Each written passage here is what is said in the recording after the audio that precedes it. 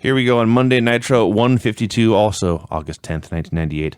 Before the first match, the Nitro girls were dancing. They were sure to point out there was no Kimberly. This was 2 days after Road Wild. Paige was not on this show, and since Paige was not in the building, he refused to let his wife be there when he could not protect her from the NWO. They go to the announcers, and Larry goes to salute the fans for chanting his name, and Larry has a jacket. Yes, he does. Boy, did he ever. It appeared to be like 3 jackets all sewn together. It had like black leather and brown leather and fringe and some studs. All I know is Bon Jovi is sitting in front of his closet and he's going, where the hell did I put that jacket? So what I wrote was, I don't know who told Larry this jacket was cool, but they lied to him. And then Tony Schiavone started to make fun of it. Well, see, they were at Road Wild, and what I'm figuring is a biker guy just gave him the jacket because it was too girly. Maybe. So Tony then explains they are not allowed to show or discuss what happened in the Jay Leno match from Road Wild. Yeah, there's a lawsuit, he claimed, and we're not allowed to show you what happened. We're not even allowed to tell you what happened. What? I mean, the answer obviously was they're trying to sell you the replay because they're saying we can't tell you or show you. But you know what? I mean, think about this lawsuit. We can't show you or tell you what happened, but you can buy the whole thing again on Tuesday. Exactly. You can profit from it. So we are told a WCW executive will later present footage of that match. And then, yes, as Craig has warned you all, Barbarian versus Jim Duggan. You know, it wasn't. I mean, it was terrible. It was awful. Do not defend this. It was terrible. But you know, it was weird. This Hacksaw Jim Duggan, it was worth watching this match to learn just how slow a human being could be. Like, Hacksaw was so slow. This was the closest I have ever seen to the Avalanche and Big Wood when they did the infamous spot where they whipped each other corner to corner, but they were so blown up a minute in, they walked corner to corner. Here's the finish, okay? The finish is Duggan, there's a switch, and Duggan is thrown into the corner. He basically walks. He walks, he turns his back. Barbarian goes running. Duggan steps out of the way, rolls him up and pins him. That's the finish. Mm-hmm. It took them hours to do that one spot. Duggan was so slow. Good. Why was he on TV doing matches at this point? Because he was being paid? You know what? There was a lot of guys being paid. Sure. They didn't have to be on TV. Where's Public Enemy been? I don't know. Trust me, they're getting paid. Hey, let's not jinx that. Oh, I'd much rather have Public Enemy. Much. I think he's pointing out they're not alive much longer. Oh, there's that. Only have a couple of years.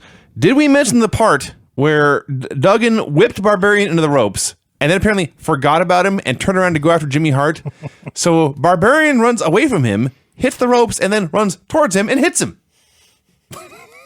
This match was so fucking bad. So, I also like when Duggan's in the corner doing the 10 punch thing and the crowd's counting 1, 2, 3.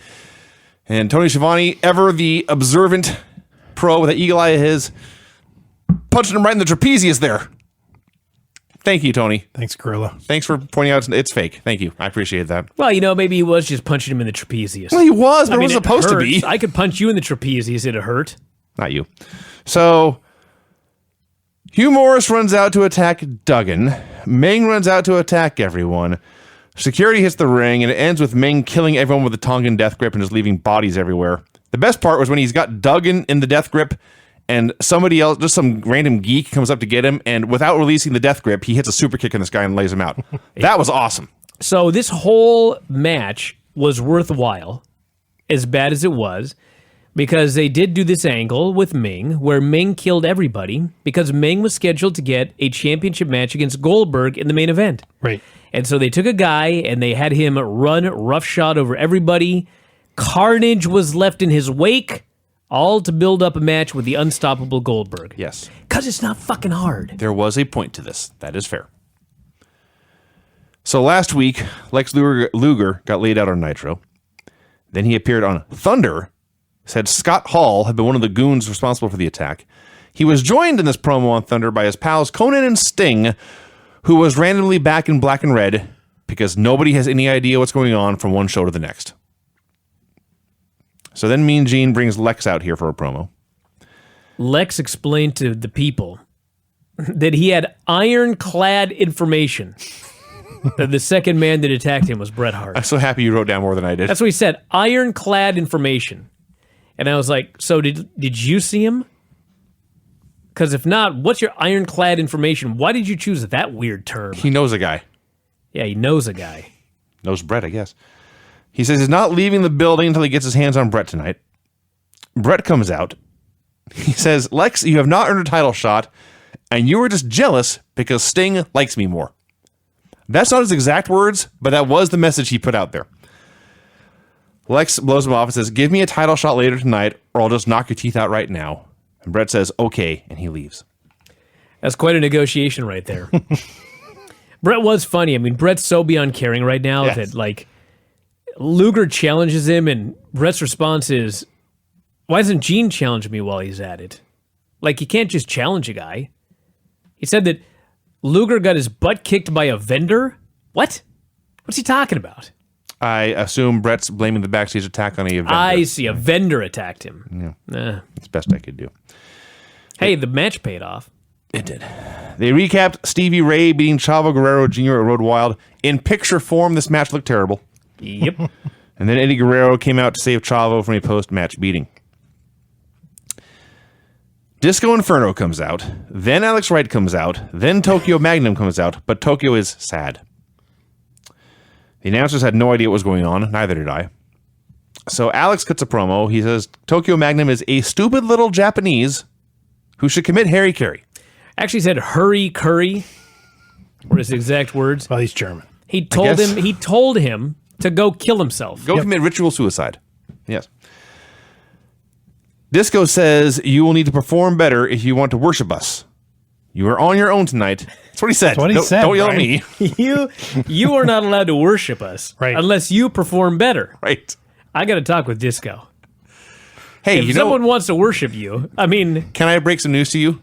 Disco Inferno says a lot of stupid things. That's true. You know, I hadn't thought of that. So just add it to the list. So it's Eddie Guerrero versus Tokyo Magnum. One of the best 90-second matches you'll ever see. That's true. It looked really, really cool for the very short time they had.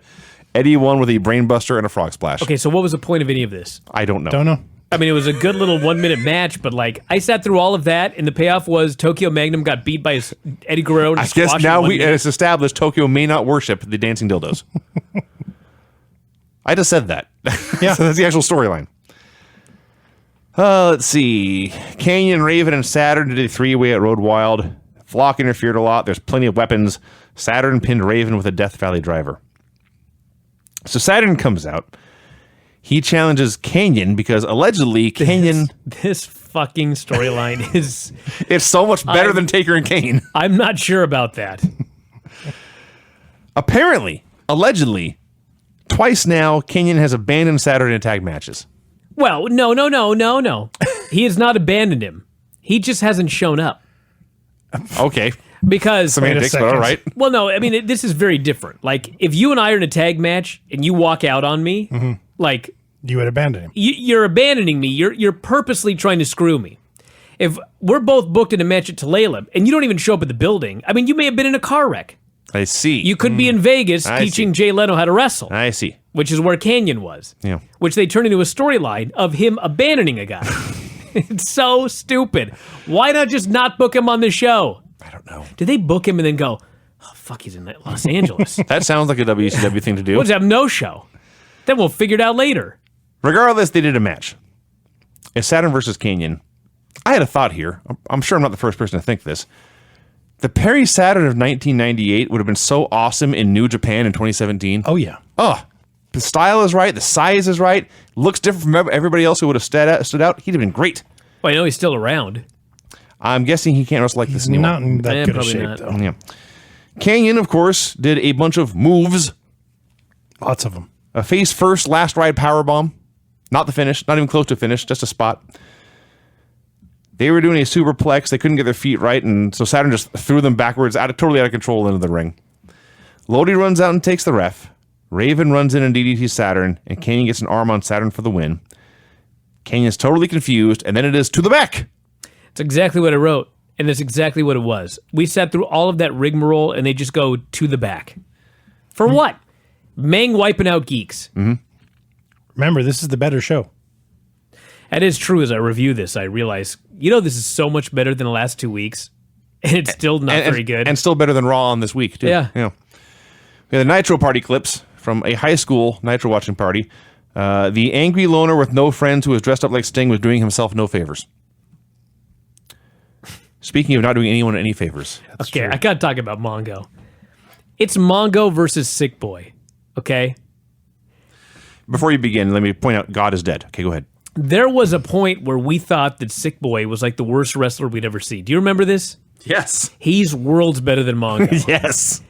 The thing about Mongo that's so damn weird is I know that Mongo knows it's fake. Okay? Okay. But there are things that he does in his matches that are absolutely not fake. And I can't figure out why. Like, they're going to do a reversal, a switch. I'm going to send you to the ropes. We do a do-si-do or whatever. We switch. I throw you into the other ropes. He fucking does a shoot reversal. Oh, yeah. Like, Sick Boy goes to throw him, and he stops, and he yanks his arm as hard as humanly possible, and he flings him towards the ropes. Sick Boy's totally out of control running. 2 times he did this. Like, the guy runs for you. Yeah. It's a The work. guy does his own running. Yeah. What the fuck are you doing here? You never had to tell a green guy, hey, I can run myself? No. Okay. You never wrestled Fender Gibson? Tim kept me away from those guys. Bring a big said. A lot of stories. So, okay, I thought what you were going to say about the amazing thing about Mongo. He's been doing this for what now? 3 years? A long time. Many years. And he started off horrible. He did begin to improve somewhat. Right. And then, like this summer of 98, his decline is so steep and so sudden. Well, let's think about this for a second. He debuted. He was an announcer. Then he had a few matches. Then they put him with the Horsemen. Right. Where he was working with Arn Anderson and Chris Benoit. And Flair was there. Now the Horsemen have disbanded. He's on his own. Working with Sick Boy. What the fuck do you expect? You see the GIF online of the Road Wild stuff? I was going to bring this up. We did not review Road Wild. I'm not going to review Road Wild, but they did a match between Mongo and Crush at Road Wild, and there's a short GIF online that is so terrible. If you look in the background, Vincent is appalled. Virgil cannot believe the horrors he is witnessing in this wrestling match. So yes, Mongo, he gets worse every day. It's astonishing. So he tried a football tackle, but his head hit Sick Boy's knee or the turnbuckle or something, and he sold his head, and then he just hit a tombstone anyway. Sick Boy, by the way, like 80% of his offense is springboards, but his springboards suck. Yeah. There was so much to hate about this pro wrestling match, Well, you got to imagine, and I like, hated all of it. maybe the springboard was the best stuff he could do. No. I mean, they never unimaginable. let him do anything else. Oh, God, I didn't even thought of that one. My God. So you're telling me this match could have been worse? I need to reevaluate my life. Hogan, Bischoff, and Disciple came out for a promo. Hogan says he is done with clowns like Jay Leno and Dallas Page. Let me explain what happened here, okay? Hulk Hogan put Goldberg on notice that the clock was ticking on his title reign, and he said he was next in line because he had disposed of everybody, including Jay Leno. What he said. That's a fact. Yeah. Well, he's in the main event. I'm next in line for Goldberg because I've disposed of everyone, including Jay Leno. And he said it not in a funny way. No. Like he was deadly serious that he's taken out the threat that was Jay Leno He's beaten- and Road Wild. He's beaten everybody in WCW and guys that aren't even in WCW. That's what he's saying. I got 3 takeaways from this segment. 1, Hulk Hogan made fun of Goldberg for being bald. That's true. 2, there was an attractive young lady in a crop top in the upper half of the screen. That was very distracting. Saw her. Yeah. And 3, Hogan's point of all this was, since WCW security is dead, I will volunteer NWO Hollywood to provide security for the Goldberg main event. Let's not forget the fourth point, which was Bischoff rambled on forever and then promised, as if it was a positive, that they would be out again later on. Yes. Let's see. The announcers flapped their gums for a while, and then Schiavone just said the Wolfpack will also be out for that Goldberg Meng match. I have never been so happy to see a match canceled.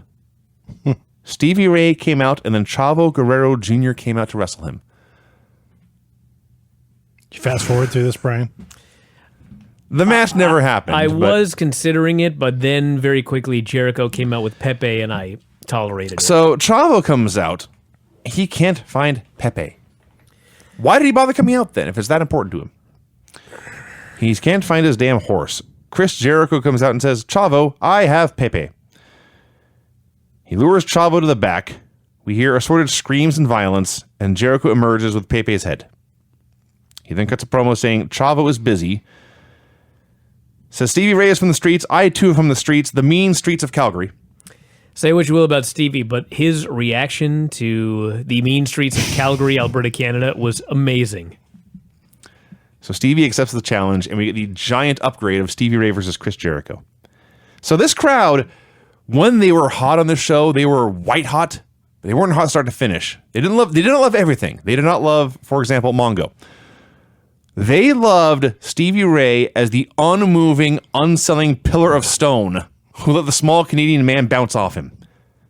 They're going crazy for him, and Stevie is having the time of his life. And then Stevie says, I'm going to pick up Jericho for a suplex and drop him gut first on the ropes. He dropped Jericho pretty much straight down on his own head. I shrieked and screamed.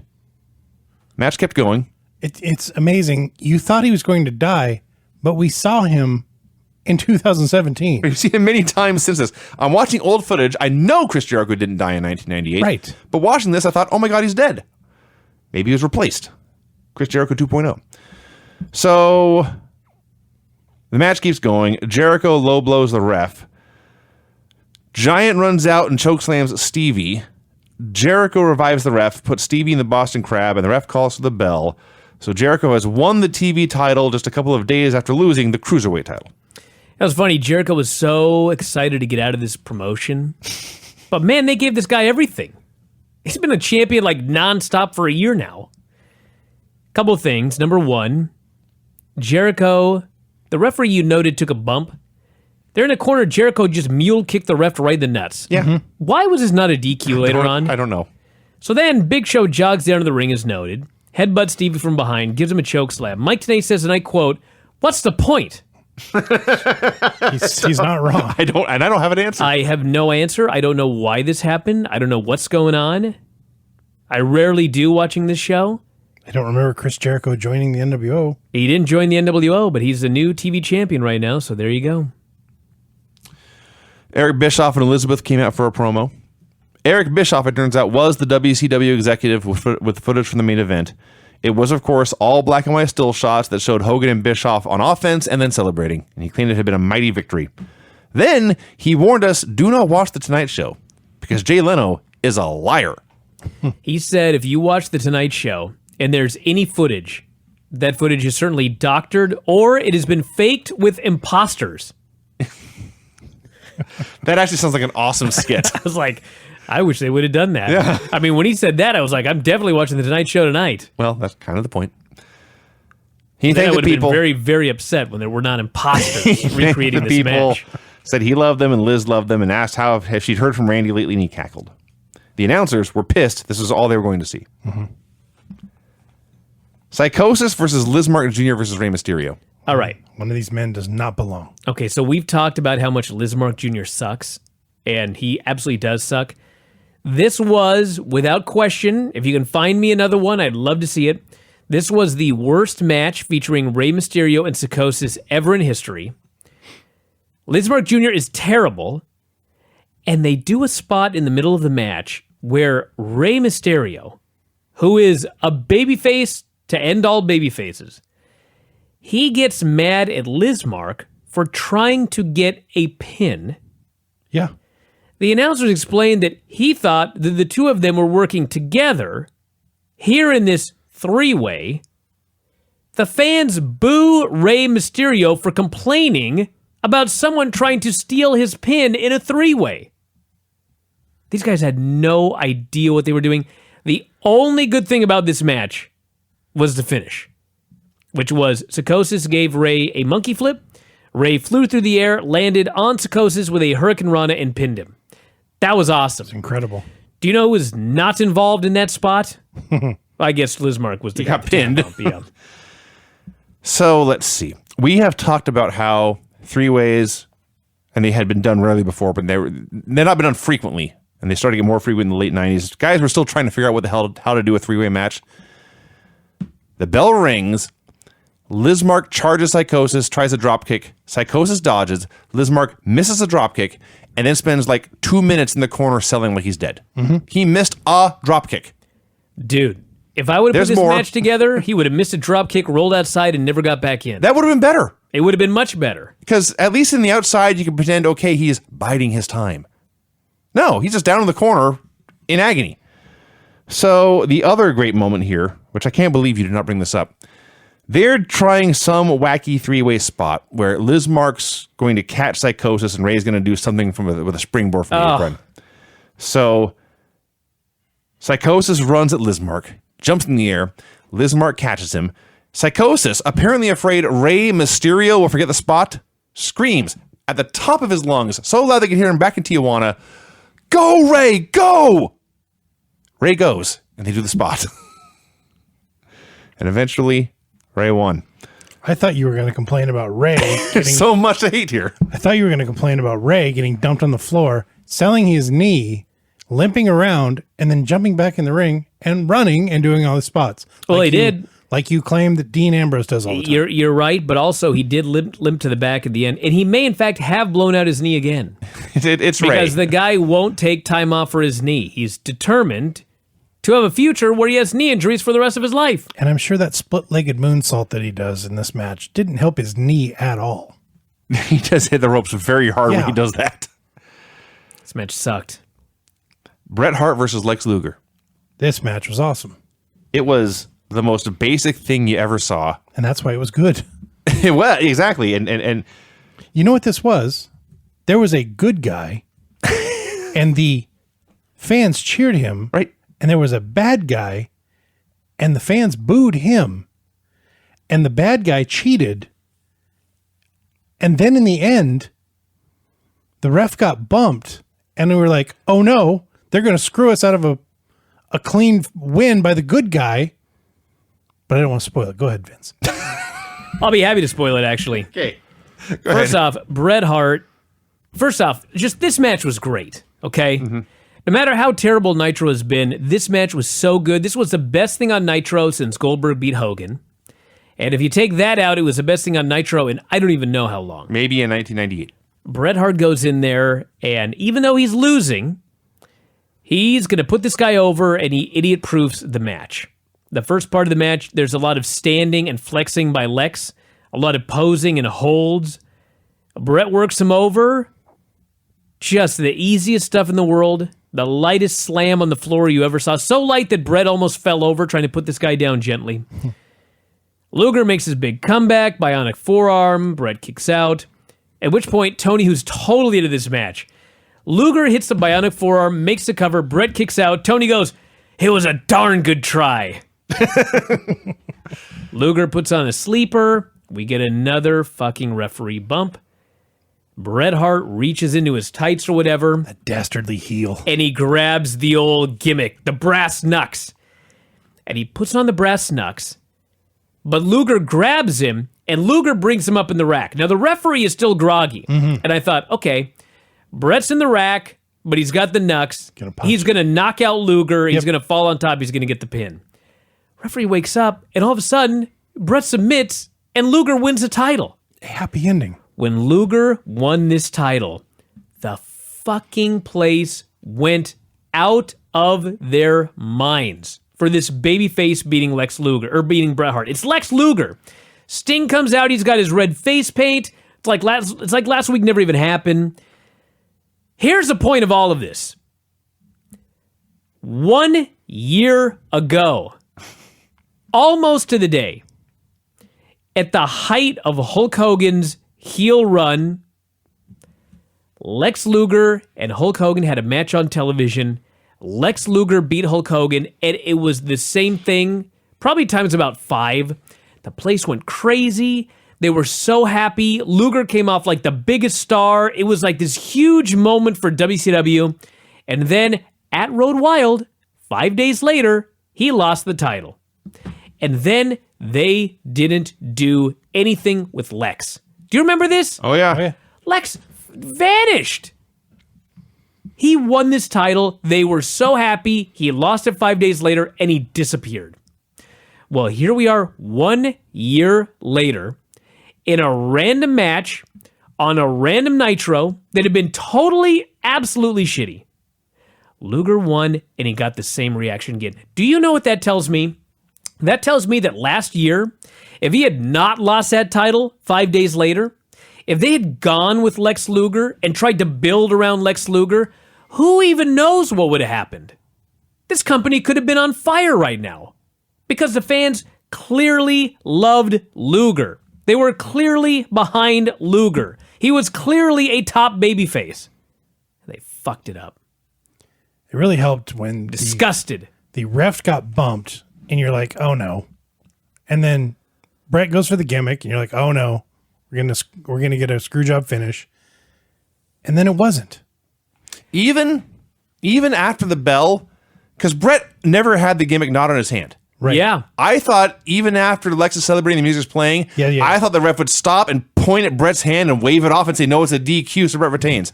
And then Wolfpack's out there, and like they went to commercial. That's when I realized, oh my God, it's real.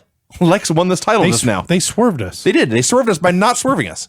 They swerved us by not being shitty. Yes. Caught me very off guard by that. That's what happened. The other thing, and I'm kind of repeating Craig, but Bret did such an awesome job of making it clear Lex is bigger and stronger, but I am more devious. It was so simple but so obvious, and I almost forgot how great Bret was. Oh yeah. Bret was great. Well, after Owen Hart dies, there's a Bret Hart Chris Benoit match on Nitro. That's like a great match. Yep. This may have been Bret's other great match in WCW. I mean, he had the didn't have one. many. He had the No. one with Flair. Yes. So that's 3 that I can think I of. think that's it. But they're certainly few and far He between. did another match with Benoit, the tournament final, which is not as good as the first one. No. But yeah, they did. Breaking news, WCW did not get a good return on their investment. They dropped the ball on not, Bret Hart. Yes, it's not his fault. It's theirs.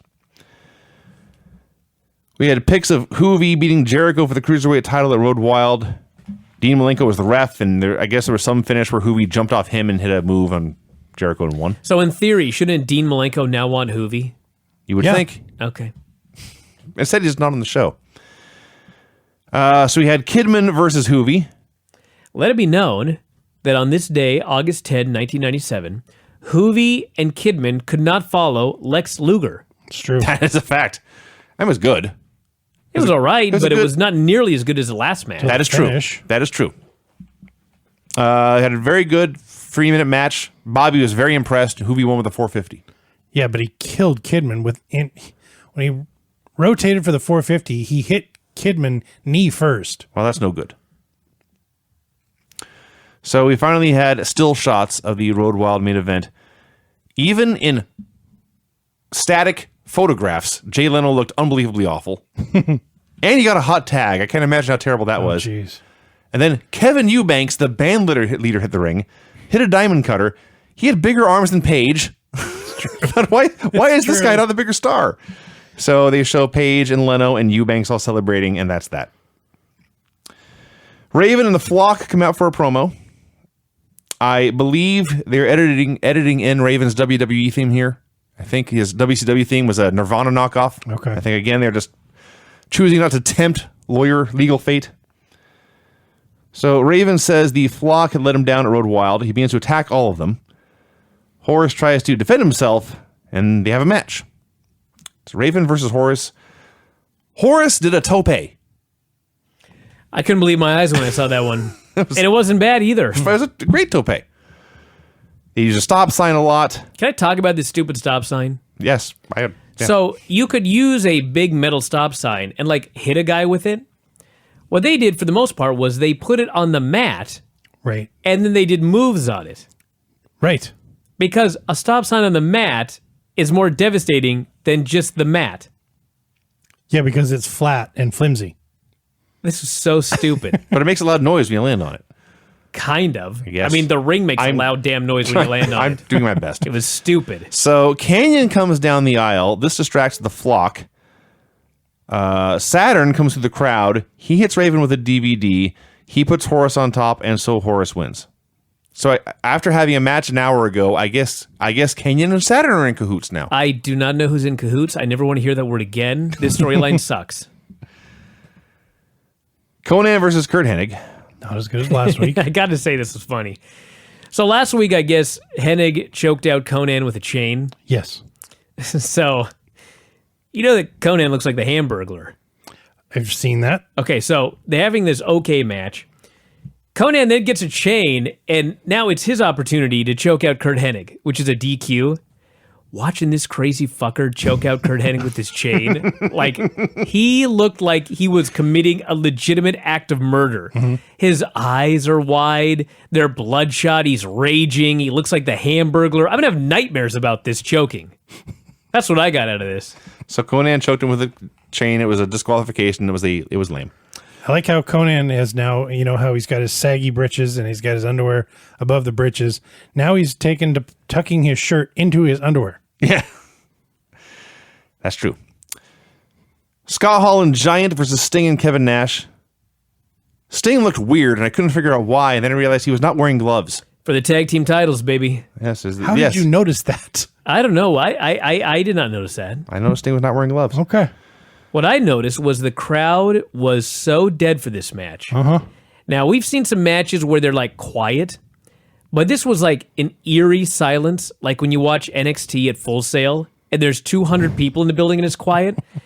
It seemed like there was 200 people at Nitro. It was so quiet. They were probably For the main event. They were probably all gathering up their garbage so they could start pelting the ring because the NWO was involved. Actually, this was not the main event anyway. Right. I apologize. So they had the most basic tag match you ever saw. Nash ran wild. He got cut off. He hot tagged Sting. Sting made his comeback. They did a finish.